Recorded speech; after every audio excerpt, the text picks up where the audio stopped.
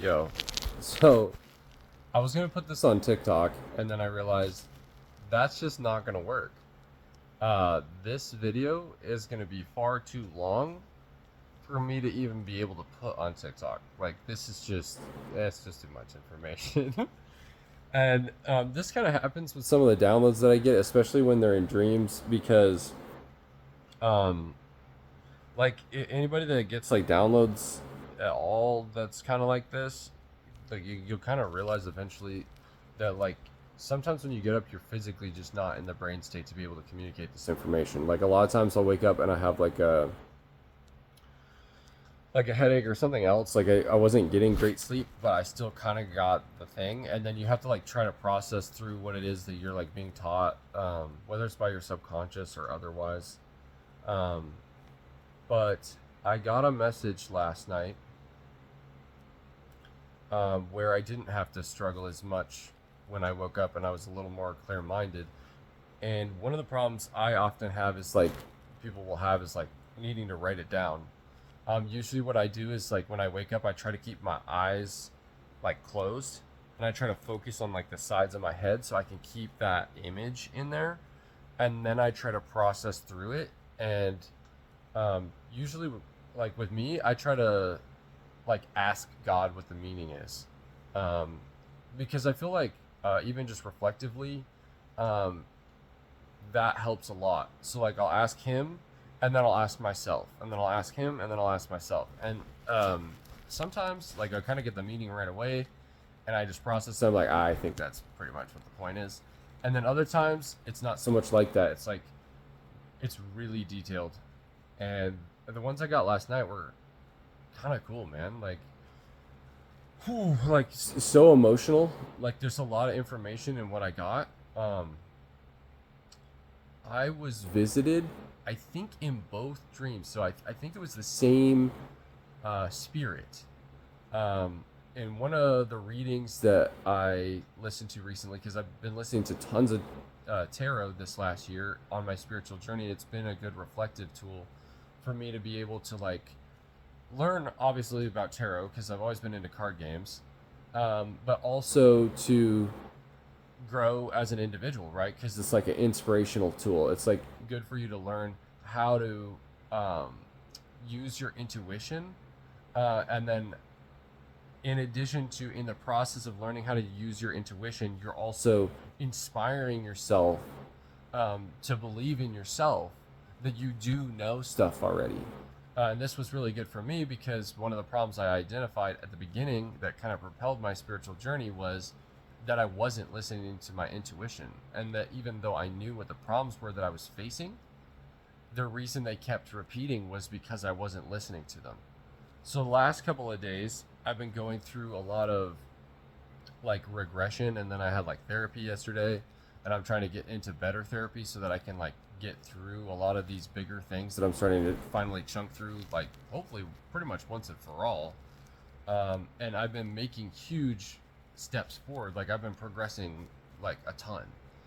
And one of those readings that I got, just I've been watching a lot of them online. I honestly don't pay for readings right now. Like at some point I will. I feel like if I had somebody I really trusted, I would pay for a reading. There's a couple of readers I really know really well now. I would pay them for a reading because after this period of time, I've listened to a lot of people, and there's people that I think like, oh, that person actually is connected. But you have to be careful because there are a lot of people that do tarot, and because it's such an easy thing to pick up, um, there are a lot of people that do it that don't actually connect. They kind of are really just talking only to their subconscious, and they kind of don't get the principalistic nature of the meaning behind tarot. And a lot of people interpret it wrong, and they think it's just a tool to just tell like drama and stuff. When in reality, tarot is a tool that's meant for you to connect with the divine, and particularly God, so you can get your intuition. And then it's meant for you to share like positive messages with people, and things that are supposed to be helpful for their lives. Like, okay, like obviously tarot, that wasn't what it was for to begin with. It was like a table game, and then it was expanded, and then it became that. But It was not originally a divination tool, but the point is, I've been doing a lot of that. And in one of those readings, someone said you're going to come across an eagle spirit. And I thought that was interesting because I'm a life path 8, so I'm like the lion, so um, I'm a master manifester. I'm someone who has I guess they say, the ability to basically generate whatever they want. Like, I'm naturally good at manifestation. That's just kind of like my gift.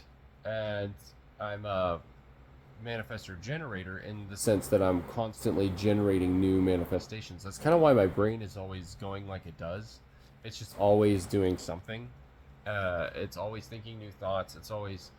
It's kind of too much, honestly, and it's like the thing I've been trying to kind of fight this whole time. And I'm also a what do they call it? Not a jaguar, um, a panther spirit. So there were two, actually. There were two spirits in the second dream. So here's what happened. There were two dreams. There was one that came in that was about my mom, and then there was a second dream that came in about my dad. Um, in the first dream, there were no animals. In the second dream, there were animals, and there were two of them. This is crazy, dude. This is crazy. So, in the second dream, there was an eagle, which I remembered seeing, and I had seen him in a prior dream, I think a couple nights back, in the exact same spot, but I didn't realize where the house was at. And he was really trying to poke through like this meshy, bendable screen thing. Um, so, anyways, I'm trying to get this information down for you guys because there's a lot. So, let me go through it. So, in the first dream, it was me and my mom, and we're sitting in a gas station. Like the spots where you can kind of, where the fill trucks will like pull up, and they've got like the little grounding circles, and they'll drop the lines down and fill the tanks underground with all the gas or whatever. And we're kind of like sitting over in that like kind of section where they tend to have like a lot of the regular size ones will have like an extra piece of pad where you can just kind of park your car. Like, you really shouldn't, but like people will sometimes do it. So her and I were like sitting there, and I'm like parked in my car behind her car, and like this young lady, probably, I don't know, like, I think she was probably like 24 or something. Like, she was like early 20s, and I mean, she's got to be 5'11" ish, you know. She comes up to my mom's car, and she's like a Latina mix. I kind of thought she was like Latina, but she kind of almost looked like she had a little bit of Asian in her or something. You just tell this like chick was like totally hood rat. Like, the neighborhood seemed like relatively fine, but this lady seemed like she was on something the whole time. And so this lady walks, like, not necessarily like on drugs, but she seemed like, one of those ladies that just like always has an attitude, like everything's always a problem. um there's just always something wrong. And so she walks up to my mom's car, she goes to open the door, and she gets in, and my mom's like being all cordial with her and everything. And then my mom starts to drive like in through the gas station, like around the pumps. And as she's driving around the pumps, this lady's being like a total biatch, like just totally just cursing her out, and like just being rude. And my mom's just kind of like, that's okay, that's fine, they're like still very cordial, but she's like, hey, I'm not gonna do this. So she's trying to set her boundaries. And as they're driving around the gas station, there's like there's like a entrance way that can go around the back of the building. Like, they have those for like if you're gonna get your car washed. But I felt like it was like larger. It seemed like it was like one for like a fast food place or something. And so they're going around the pumps, and for a second I thought they were gonna stop and like go in there, but they didn't. They go all the way around, and then they drive behind me, and they drive out onto the street. But then they just parked, and I was like, what?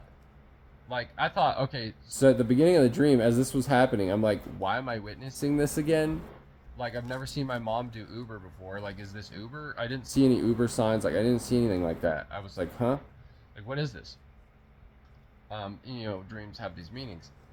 So I'm processing while I'm in the dream. And then the lady gets out of the car. Like, they literally drive out and then they just stop. Like, they didn't go down the street. So she gets out of the car.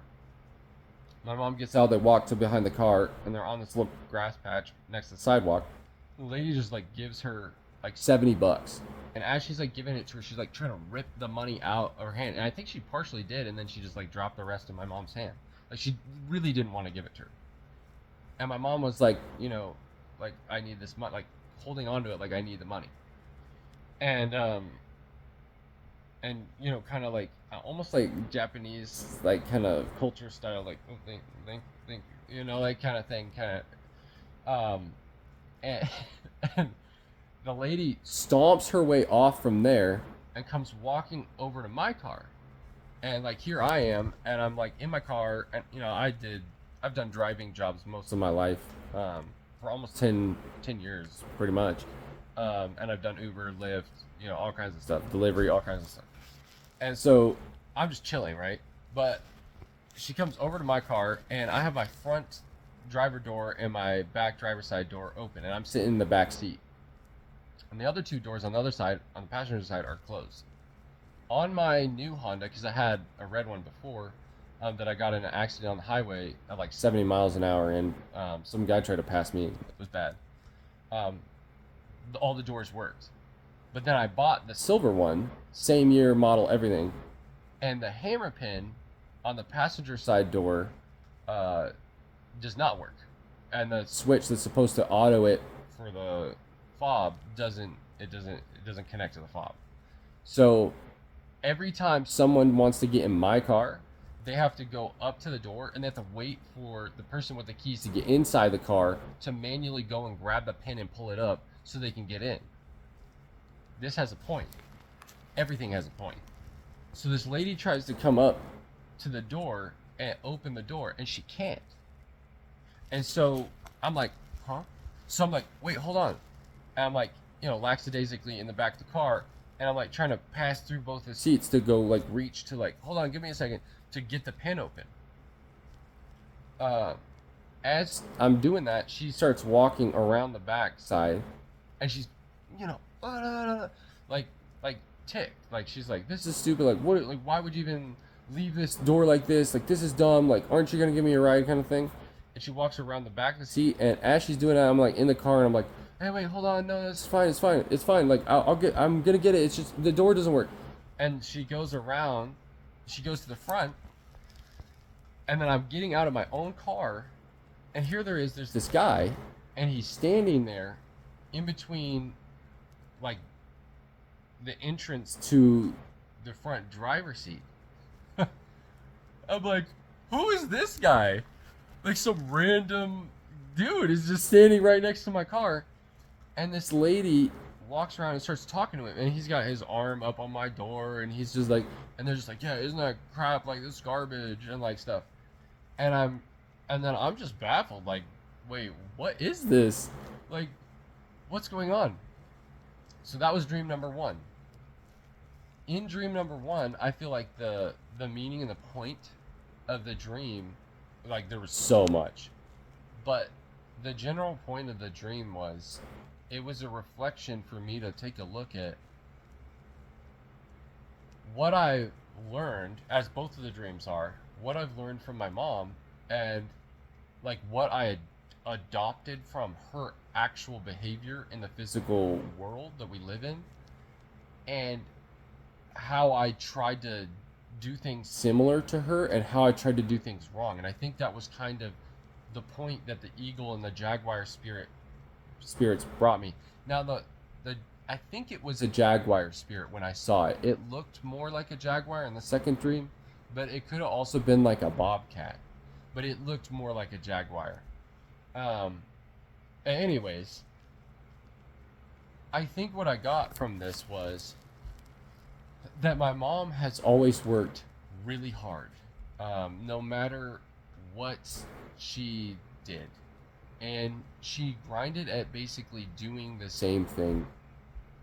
And I think that's why they showed it to me with her doing a driving job and me doing a driving job, was to try to do similar nature there, because we haven't done the same like physical jobs in the real world. But she's always worked really hard, and I followed in her footsteps to try to do what she did, which was just like, you know, barely make it out of the parking lot of the gas station where we're fueling up for our lives, and just don't use a lot of my energy, but just go out there, park somewhere where it's safe, right? On a safe street where the safe was completely clear, there was nothing, the neighborhood was still safe, the gas station was relatively new, and even though the participants of the environment were not safe, that lady was not safe, the apartments were safe, we were in a relatively safe environment inside of the overall, geographic area that we were in. And that's what she wanted to do, was almost like, oh, I know this is going to be hard for Nathan, and it's hard because it's hard for me, and so I'm going to just try to place myself in the safest place possible. I'm going to just, it's okay, it's fine, I'll take your crap, I'll blah blah blah, you know Japanese style, just like respect, respect, and that's fine, that's great. And so she was trying to do that by letting people in, setting the boundary when it's too late, and then, but just putting up with it, and then driving out of that, and just putting herself in another safe spot, and just taking people's shit. And I think that was like the overarching like point of the dream. And so here I am following in her footsteps, thinking, okay, so that's what I'm supposed to do. I'm supposed to fuel up at this station, get the information that I'm supposed to get. I'm supposed to drive out, and then I'm just supposed to kind of chill somewhere on this street and not go too far, take what I can get, and be happy with that, and be stable and secure, and knowing that I can just go right back to the station and it's going to be fine. And there's nothing wrong with this like way of living your life. It's safe and it's effective. But I also got to see what I did about it, which was like basically the opposite, in some respects. Now I'm following in her line. I'm using the car. I'm doing what she's doing. But look at what I'm doing. I've got a wall. I've got a blockage to even let people into my car. So I saw what she did, and I was like, yeah, I want to do that. And then actually, no, I don't want to do that at all. So here I am chilling in my car, in the back seat, not ready to take rides. I don't care. I'm like, man, this is stupid. This is not the way to do this. And so it helped me reflect again on basically how I got to the point where I didn't want to work, and I didn't want to open myself up to relationships, and I didn't want to grind for money. It was like showing me, like, yeah, you did do that. Like, I obviously did do that. I was obviously prepared for rides. I was obviously sitting there. I was obviously taking rides. I was obviously taking rides that were willing to come up to my door and wait for me to open the hammer. I was doing the thing. And heck, in fact, my car probably had more wear and tear on it. And if you think about the actual real world, it has. And I've been churned through multiple cars. So I was taking rides. I was going further down the road for sure. And I was always coming back to that gas station. But that's the problem, is after some time, I just kept getting behind her. I just kept pulling back in behind her. And eventually I developed this perception of the world where I don't want to take rides like this. I don't like this way of doing rides. I don't want to do. So now I've got a wall. I've got a hammer. I really got a hammer. And that's the thing. It's like on my first car, the door was fine. On my second car, the door wasn't fine. So I've been down this road more than once. There's just a lot of reflection points in here of boundaries and stuff, and uh, the behaviors that we're learning from our parents, and the ways that we adopt them, and the ways that we change, and the ways our behavior starts to develop. And so that was kind of what I learned about the one that was about my mom, was even though there weren't any animal spirits to kind of add to it, it was like that's another angle. Um, yeah, I integrated a lot of my mom's behavior into my experience, and I thought, um, essentially that she didn't have my best interest in mind, and that, really honestly, she just wanted me to do just what she said. But I think the truth is that money became such a big factor because it drove her security, that um, it became such a big factor for her security. Um, she she she valued it so much because it provided her safety and it provided us safety, that she just, and this is a classic story, man, that she just got to a point where she was just remotely obsessed with having it and holding on to it. And like, I don't blame her for this at all. So if anybody watches this video, I'm not attacking my mom. This is just for the sake of like expressing to people who are going through similar stuff, that when you do this trauma work, that I've been going through, and you're reintegrating, you're going to take a look at stuff, and you're going to have to cognitively reframe it. And that's what I've been doing, so you can see the other person's side. And I think my spirit guides, and there's been a lot of them, are coming in right now as I've been in the midst of this, and they're cheering me on, and they're telling me, keep doing this, because other people can see, like, this is actually how this works, that you can get this information and you can use it as a way to reframe your own mind so you can see things from more than one side. And I think this raw fear that she had to face to have enough money to provide from us, it literally broke her. And it put her in a state of mind where it's like money was critical. And that, and I see that now. And I didn't want to really fully look at that before because of the way all her behavior developed because of that, and the way she was like essentially attacking me and belittling me and taking it too seriously. And we don't like, well, that's too much money, and you shouldn't spend your money that way. And this constant reminder of integrating lack into the perception of money made me approach money in like a similar but also opposite way, where it was like, well, okay, then I don't fucking care, right? Like, it's like, then I'll have a lock on my door and I won't even bother to even try to have people come in. And like, unless they're gonna go to an extra extent to like have me as their driver, then I'm just not gonna like even bother. Because like, if it's such a big deal to get money, then who cares about getting money? I'm just gonna not try. Like, this is stupid. Like, why does it have to be such a difficult process? Why do we have to answer to people that are so crap? Why can't it just be something where we all get along? It was kind of my always child mind perspective, and that's part of my spirit has always been, I've always been connected to like all this stuff and the earth and the universe and all this stuff. And it's been in a way where I've always just felt everything from the beginning as like, we should just be loving each other and helping each other. And what's even the point of having money? I was always just that, at that purity level or whatever. And so the world just kind of eroded it away in me. And as I've been kind of getting my sense of self back, I've been seeing like how her constant, I almost struggle to use the word obsession, but obsession with money, it really drove like the end result of all this stuff. And again, this is not blaming her for anything. It's just, I'm seeing how it impacted me as an individual. And I'm also seeing how it's left her in a state where she's attached to holding on to it for herself even.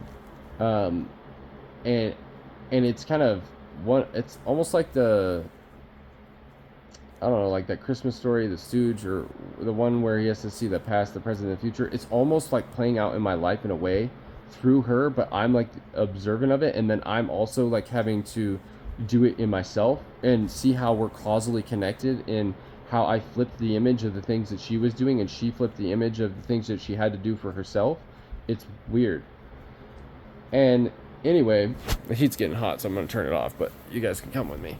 So I saw what she was going through in this, and I kind of started to like observe that my mom has really put in so much work to the point where uh, the money, like the need for money, basically like killed her intention in a way. Like her intention was always to just provide a stable environment for me and my siblings, but the reality is like it becomes like a silent obsession. Even if like she's not cognitively obsessed with it, it becomes like a silent obsession because of the fear of never having enough of it.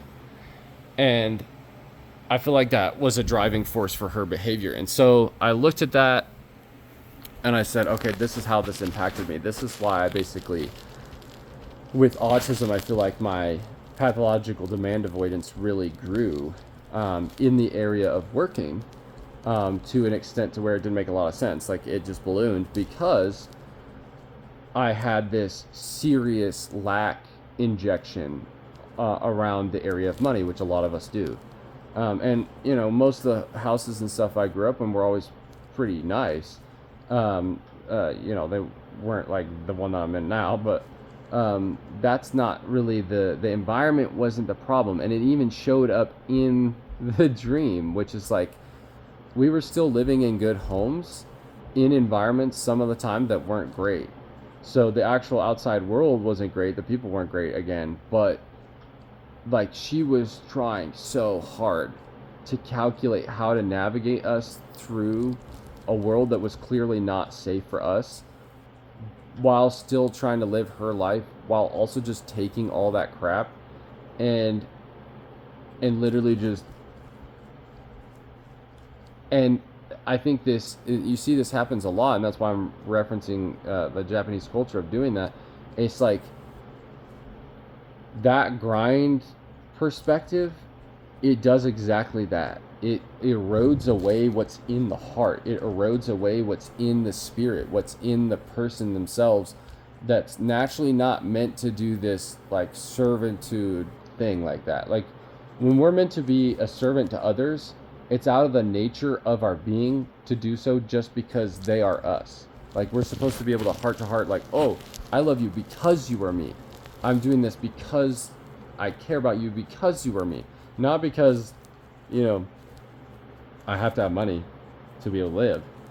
And so that sort of the root of all evil problem, I think really, even though my mom is not actually obsessed with money itself, it like eroded her anyway, literally out of need.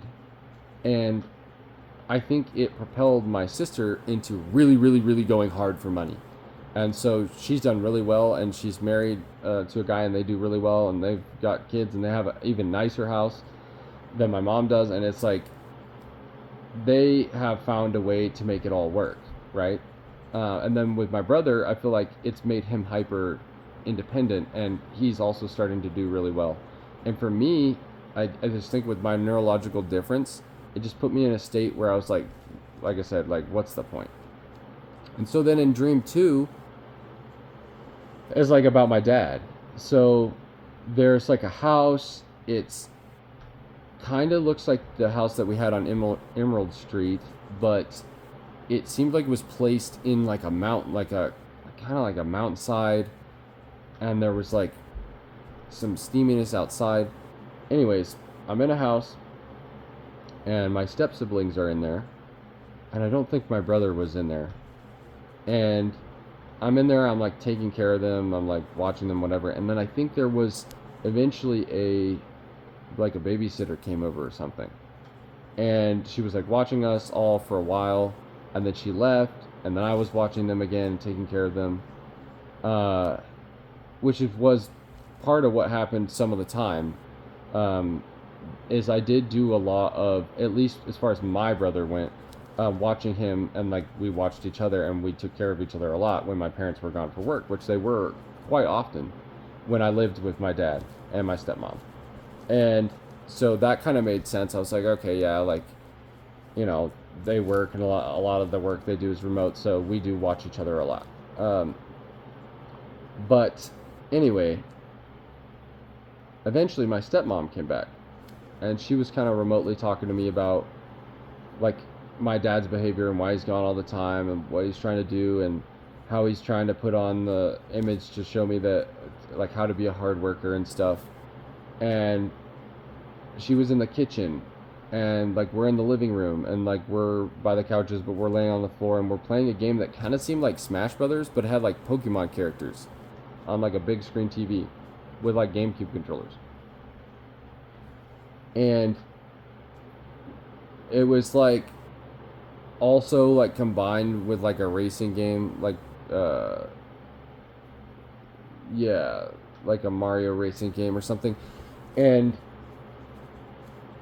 one of my stepbrothers, like we had played a round, and then we're starting to play another round. We're like choosing our characters or whatever, and I wanted to choose the Blastoise, which is like, you know, he's big, and he's got these guns on the side of his body or whatever. I'm like, that's cool. Like, I want to choose the Blastoise, but he's like, no. There's another one I want you to choose. I want you to choose this other one. I want you to choose this other one.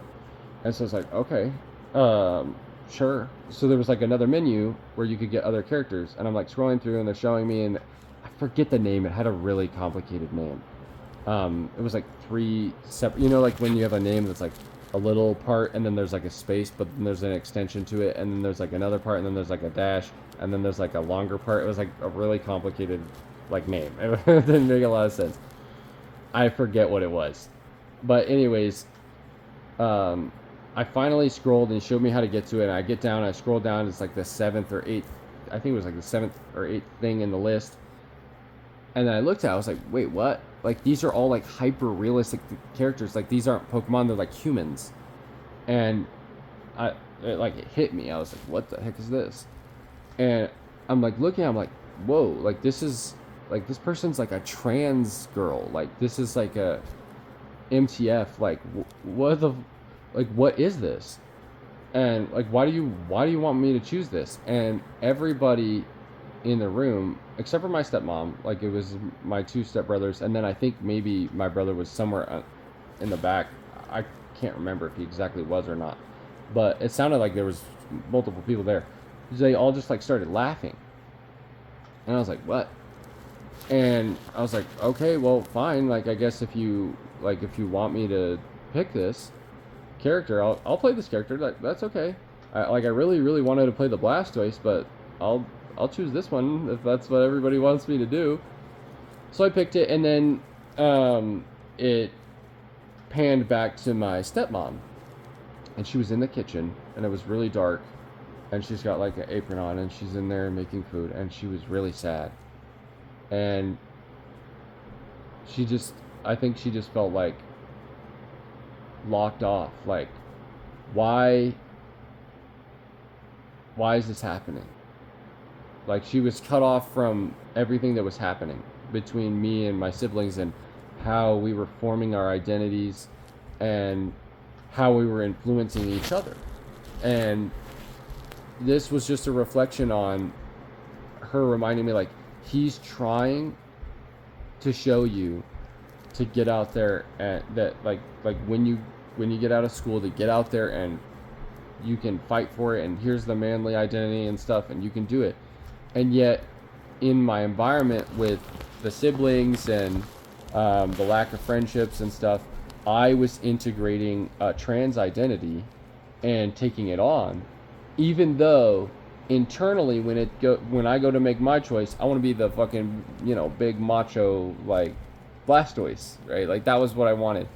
But there was this reintegration loop of people being like, no, it's okay, express yourself, do this if that's what you want, da da da da da da da. And that peer pressure thing was like, okay, but then when it came to it, I was like, well, I don't really know if I want that, but okay, I'll choose that character. And I feel like it was showing me, like, my stepmom was trying to show me what to do, but she was also like feeling isolated and like, how am I supposed to do this?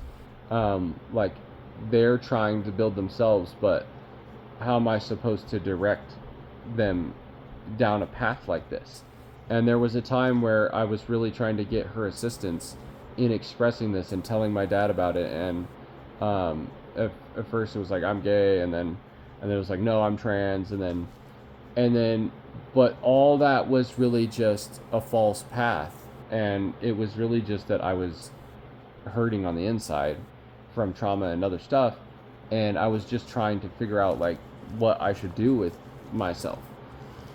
And she tried to take me down that path, and I think she just didn't feel like she had the skill sets to do that, and so she just felt like she was alone in it, and she didn't have help, and he wasn't there to like really help navigate her through that. So then it pans to me going to the front door, and then when I open it, my dad walks in, and he's got like this big burly, outfit on and shit, and it's like this like brown coat or whatever, and it just looked like he had been a lumberjack or something. Like we're in the mountains or some stuff, or something. And I'm just like, okay, like he's never done that kind of work while I've been alive, but at the same time, like, okay, sure. So it's making a point, and he goes inside, but he just walked right past me. He didn't stop. He didn't say hi. He didn't hug me. He didn't do anything. And I just felt this sense of coldness, and also like there was almost like a total lack of emotion on both sides. It was just like, that's just the way this is. I'm not supposed to like communicate with him, which is what I want. I'm supposed to just watch and learn, which I think in my case, the reason it failed so miserably growing up was because I have autism, and I really needed a verbal example. I needed descriptions and explanations and pointers, and like, this is why you do this, and this is why it's good to do this. And it just, that sheer absence left me with, okay, I'm supposed to just learn based on what you're doing. And so I just didn't. I was just trying to follow what everybody else was saying, and what my mind was saying. But my mind was at war with itself, so how am I supposed to make good decisions when my mind's at war with itself? So there I am standing on the porch, and my dad's in the house now. And I look off to the left, and there's this like screen, like this thin, white, bendable, meshy kind of screen. And this eagle comes flying in, and I'm talking to my stepbrother, and we were talking about something. I got my arm around him, and I'm like, oh, hey, look at that. And this eagle comes flying in, and it just kind of perches right on like a little flower pot, those rectangular ones that are in front of the mesh screens. And it just like pokes its head on. It starts trying to poke its head on in through the screen, and its eyes got all big, like, like to look into the window into the house where we were, like playing the game and stuff, because there was a window like right next to where we were playing the games. And like it's revisiting me because it had visited me prior, and then it like kind of looked like real abrupt, like, and it slid its beak across that mesh because it wasn't broken, and it looked over at me, and it kind of looked at me, and I was like, whoa, like that's a straight up eagle, dude. Like it's like right there. And then Jaguar and some of the other, I guess there were other kids in the house other than me and one of my stepbrothers. They came out like a back door on the other side, and they came around to walk in between that front section that had the mesh on it. There was like a sizable gap that you could walk through between that and the actual house. And so they walked right in front of the eagle, and in front of them was the Jaguar. And the Jaguar came like prancing, and it brushed up against the mesh, up against the eagle's beak. And it came prancing right towards me. like all chill, like here I am, I'm coming for you. I'm not coming to hurt you. I'm coming to show you that I'm here. And it was wild. I'm just like looking at this like message. Like, and then I woke up a second time after that one, and I was like, this is what's just happened. I've been in the process over the last 9+ months of redeveloping myself, going through trauma, purging stuff, reintegrating, cognitive reframing, um, expressing myself, telling people what's true, what's not true from my perspective. You know, and again, trying to see their perspectives, and kind of getting into a place where now I'm seeing like the oneness, the duality, the non-duality, all that stuff blended in together. And my guides are starting to come through, and the universe is starting to come through. I'm starting to see the connections between all this stuff. It's like, dude, I developed identity problems basically because my parents didn't know I had autism.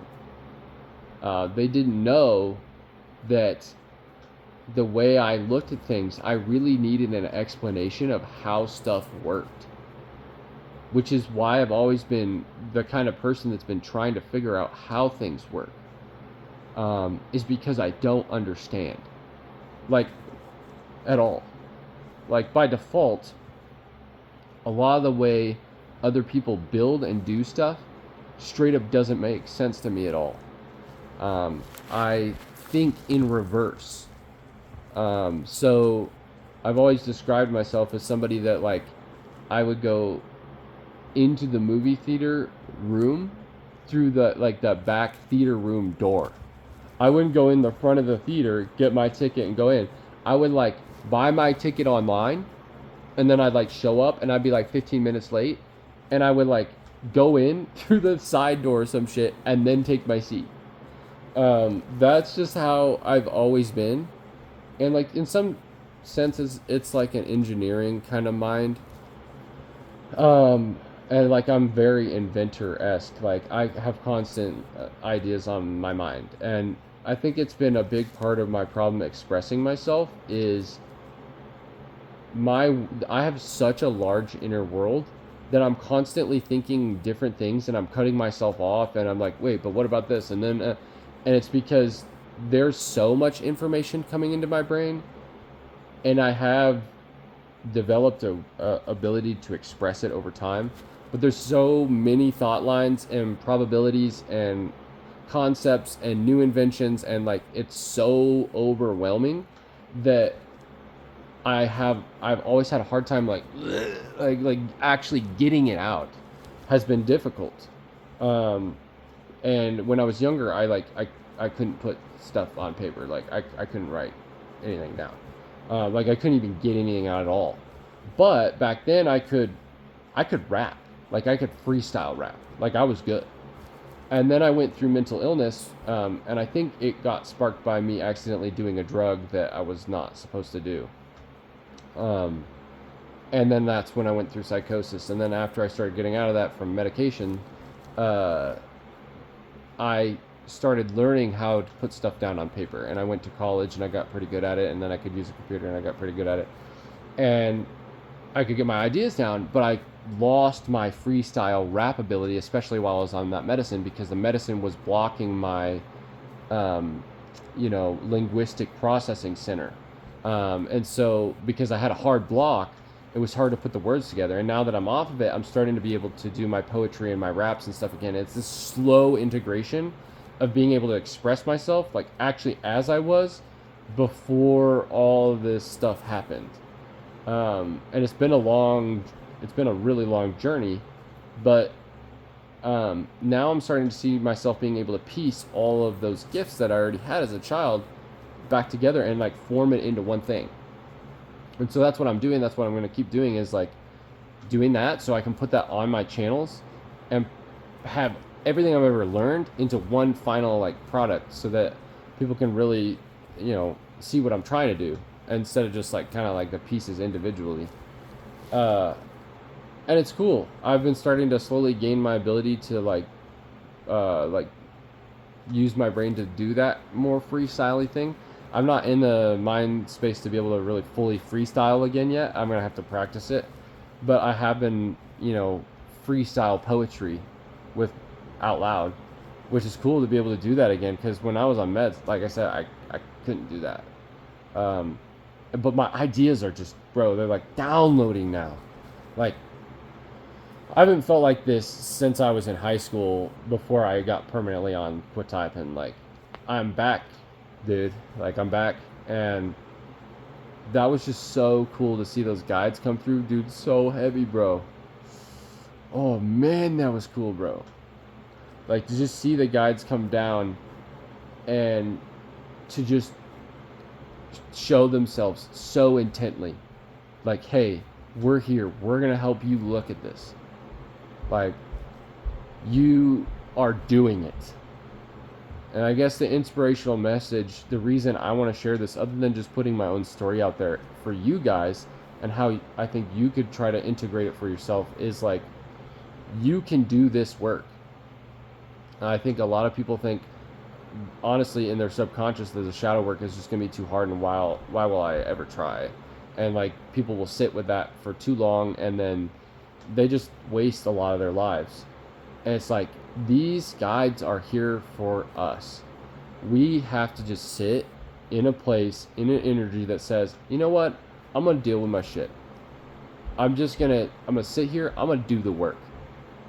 And I've done the work for years. Even on the medicine, I was doing the work, and they were showing me stuff. I just wasn't learning exactly at the time, and that's part of the process, what was being said to me and what it meant. And now that I'm getting it, and they're showing me how to get it, and I'm doing the right things, and I'm trying to listen, and I'm trying to surrender, it's going somewhere.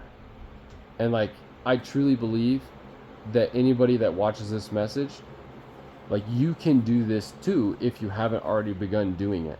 Like, there is a process here. This universe is organized in your favor.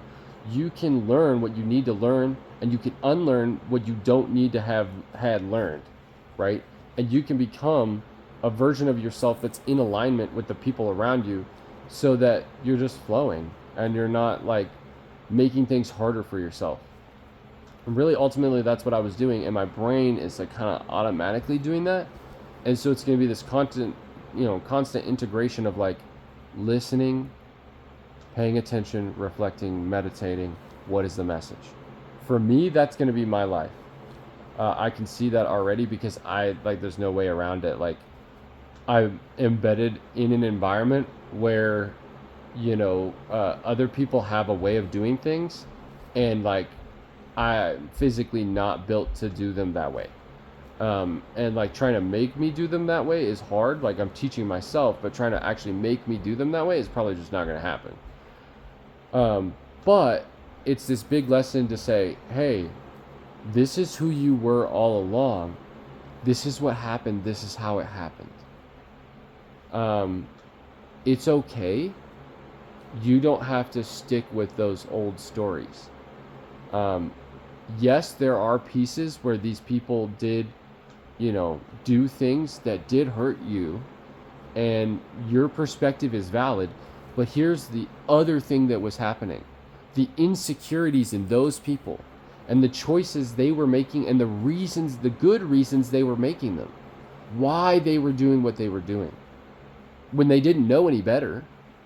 And so that storyline really fully came through as I started to do this reintegration of material.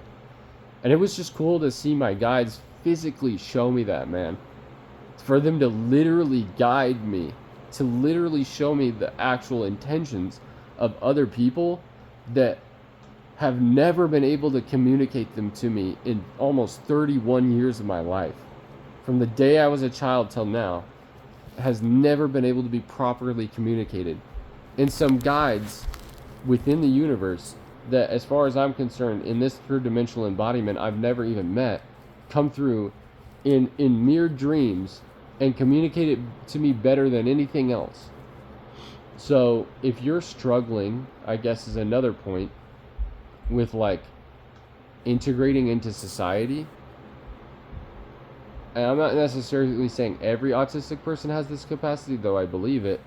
And you're like really having a hard time.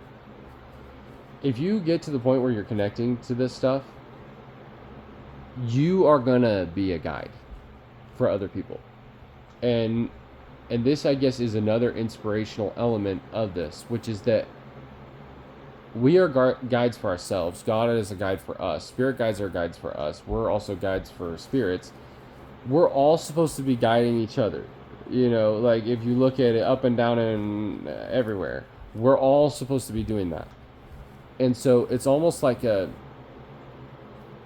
initiation for me to put a capstone on, like, this was supposed to go down this way, bro. Like, you're supposed to have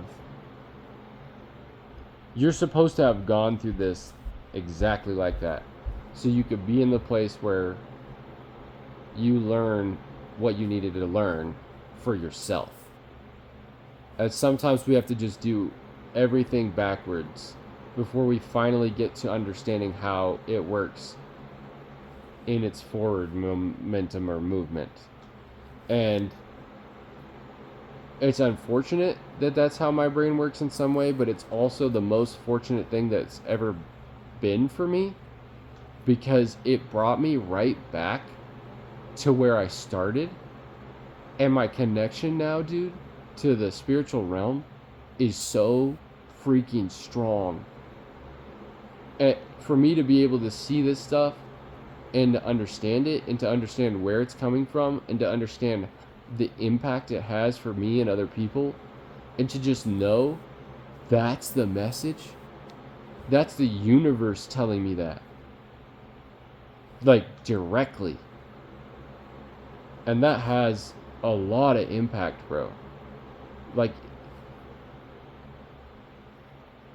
because I can know that that's a fact, and I don't ever have to have them tell me directly. And yes, I know that you can try to work yourself out of this. I talked about some of these perspectives with my brother while he was here over vacation. So you could be like, oh, it's just your subconscious, brother. It doesn't matter.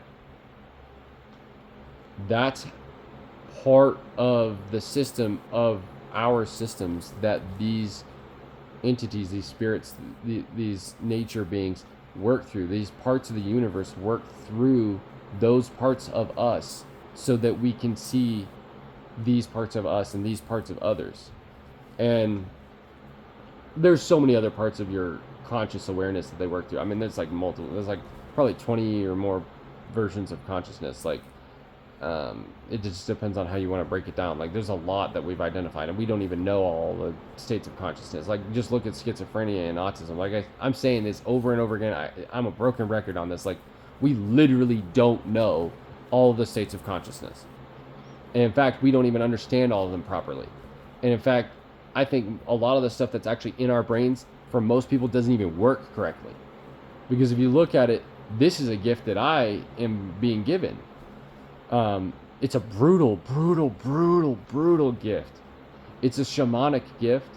It's a chironic gift of sorts. It's, like the wounded healer. It's that kind of thing. It's not something, and I always said this about my journey with the things I've experienced, the nightmares and the going to hell and and I've been to heaven, and the ups and the downs and the accidental drug incidents and the being in violent neighborhoods and all the stuff. It's like the gravity of the amount of lessons I've had to learn in the third dimension, that I've been blessed to learn in the third dimension, in the fifth dimension and beyond. It's so extreme, bro, that like I'm kind of certain that it wouldn't make a lot of sense to give everybody that path, right? And it does in some way make more sense for most people to just kind of integrate well with each other. But it doesn't mean that the work can't be done in them too if they take up the mantle to do it. And I'm sure once they do, like, their life is going to fall apart, and they're going to have to go through all this stuff too. But I do believe these abilities are in our brains, and they're just not unlocked yet. They're just sitting there. And it's this matter of getting out of your own way before those things can really take effect.